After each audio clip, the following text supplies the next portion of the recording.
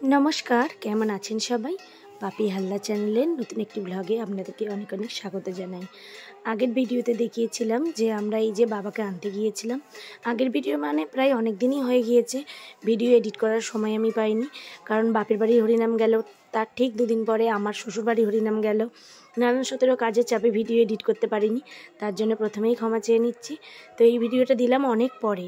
তো এই যে বাবাকে নিয়ে চলে এসেছি বাবার মন্দিরে। এইবারে মন্দিরটার চারিপাশে 3 বার পরিক্রমা করব এই যে বাবা পঞ্চননকে নিয়ে, তারপরে মন্দিরে বসিয়ে দেব। এখন বাজে সকাল 11টা, 11:30 এরকম হয়তো হবে। তো একটা নামের দল উঠেছে, এখন সকালে তো তাই খুব একটা ভিড় নেই। ওই যে কয়েকজন বসে রয়েছেন, ওনারাই হরিনাম শুনছেন। তো এরপরে আমরা এই যে 3 বার মন্দিরের চারপাশে পরিক্রমা করে তারপরে বাবাকে বসিয়ে দেবো ওখানে, হাতে একটা সন্দেশ দিয়ে। এরপরে ধীরে ধীরে অনেক লোকই আসবে, মানে যাদের মানসিক থাকে। আমার শ্বশুরবাড়িতে যেমন কোনো ঠাকুর দেওয়ার নিয়ম নেই, মানে আমার বাপের বাড়িতে যেমন মানসিক করলে বাবা পঞ্চননকে দিতে হয়, ডন্ডি কাটতে হয়, ধুনো পোড়ায়, যার যেমন মানসিক থাকে মানসা দিতে হয়। তো আমার শ্বশুরবাড়িতে সব কেউ ঠাকুরটা দেয় না, কিন্তু ডন্ডি কাটতে মালসা দেয়, এই রকম করে, শুধু ঠাকুরটা দেয় না। মানে যেখানে যেমন নিয়ম প্রচলিত রয়েছে প্রথম থেকে। তো আমরা ছোটো থেকে দেখে আসছি যে মানসিক করলে এখানে এরকম বাবা যেহেতু এটা বাবা পঞ্চননের মন্দির, তো এখানে বাবা পঞ্চননকে দেওয়া হয়। কেউ ছোট কেউ বড়, বাবা পঞ্চনন ঘোড়ায় বসে রয়েছেন বা এমনি যার যেমন মানসিক থাকে তেমনভাবেই দেয়। তো এই যে বাবা পঞ্চননকে এখানে বসিয়ে দিয়ে তারপরে মালসা দিতে আমাদের প্রায় 1টা-1:30 বেজে গিয়েছিল। তো আমার তো সারাদিন আজকে উপোস, আমি কিছু খাইনি, তাই যেন শরীরটা খুব একটা ভালোও লাগছিল না। আর এমনিতেই আমার শরীরটা যেন ওই দিনে একটু খারাপ ছিল।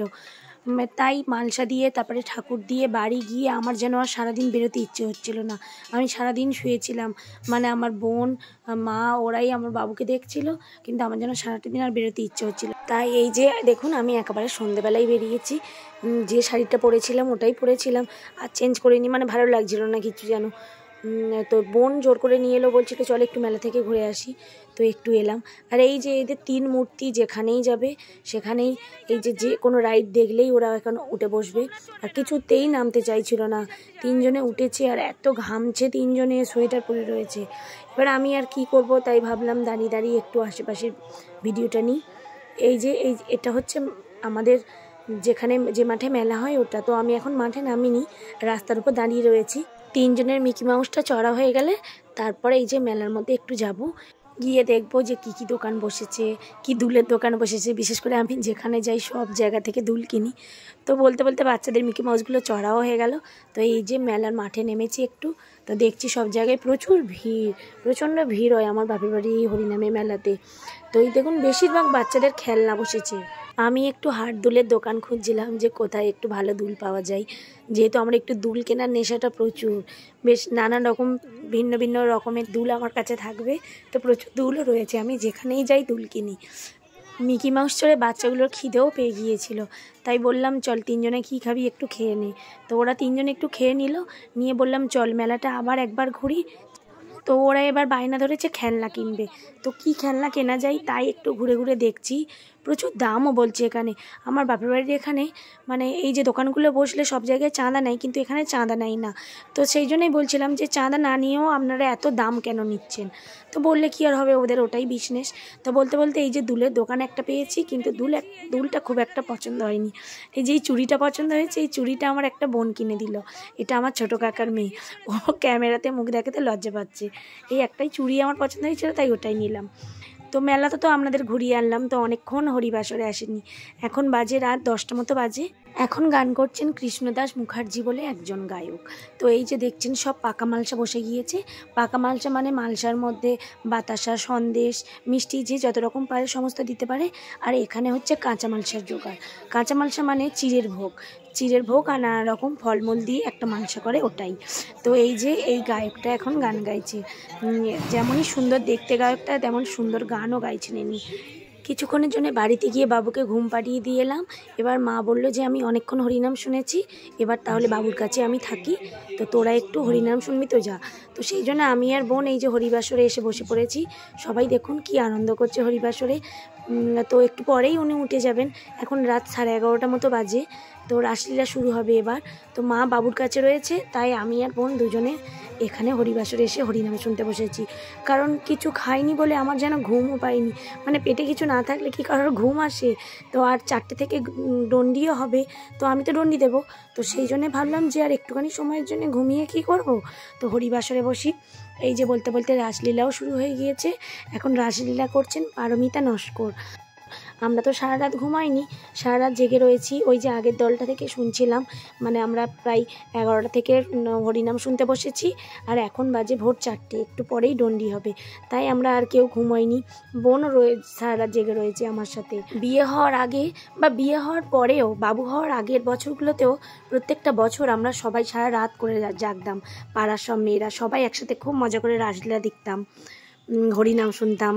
তো বিয়ের পরে, বাচ্চা হওয়ার পরে আর সেটা হয় না, তো বহু বছর পরে এবছর রাত জাগলাম।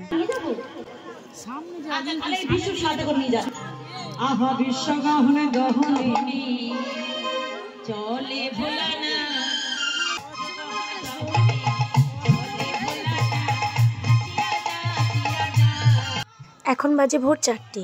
এই যে ডন্ডি শুরু হয়ে গিয়েছে, আমি আছি সবার শেষে। মানে কিছুদিন বেশ গরম পড়েছিল, কিন্তু আমার বাপের বাড়িতে যেদিনে ফুল হরিনাম সেদিনেই দেখে দেখে এত প্রচণ্ড ঠান্ডা পড়েছে। আর এই যে পুকুরের জল এত ঠান্ডা, আমি যখন স্নান করছিলাম মনে হচ্ছিল যেন বরফ গলা জলে ডুবছি। আর পুকুরে তো আমি স্নান করি না। আর আবার ভোরবেলা আবার আজকে খুব ঠান্ডাও পড়েছিল, যেদিনে গন্ডি ছিল খুব ঠান্ডা পড়েছিল। তো যাই হোক, ঠাকুরের কৃপায় প্রথমে যখন ডুবছিলাম ঠান্ডা লাগছিল ঠিকই, কিন্তু তারপরে আর কোনো অসুবিধা হয়নি। এই যে দেখছেন আমি সবার শেষে আস্তে আস্তে ডন্ডি কাটতে কাটতে আসছি। ভিডিওটা করছে আমার বোন। মোটা সোটা কবি কবে থেকে হলো বলি, একবার নাম জিজ্ঞাসা করবো। ও বলি শোনো না, আরে তোমার পুরো কথা শুনবো না, তুমি কেন এসেছো এখানে? আরে বলি শোনো না, আমি ওই হচ্ছে কি। সবাই ডন্ডি কাটা হয়ে গিয়েছে, আমি বাড়িতে গিয়ে স্নান করে ফ্রেশ হয়ে এসেছি। এবার একটু পরে পুষ্পাঞ্জলি হবে। তো ডন্ডি কাটা শেষে অনেকের মানসিক থাকে যে এরকম ধুনো পোড়াবে, তো আমার মানসিক এরকম ছিল না। তো দেখছেন অনেকজন ডন্ডি কেটেছে, প্রায় 25-30 জন মতো ডন্ডি কেটেছে, কিন্তু ধুনো পোড়াচ্ছে মোটে এই 8-10 জন। কারণ ধুনো পোড়ানোর মানসিক সবাই থাকে না, যারা করে তারাই ধুনো পোড়ায়। আমি কোনো বছর ধুনো পোড়াইনি, কারণ ভয় লাগে, এই যে মাথায় আগুন জ্বলছে, দুটো হাতে আগুন জ্বলছে, আমি কোনোদিন এরকম ধুনো পোড়াইনি, তো তাই জন্য একটু ভয় লাগে।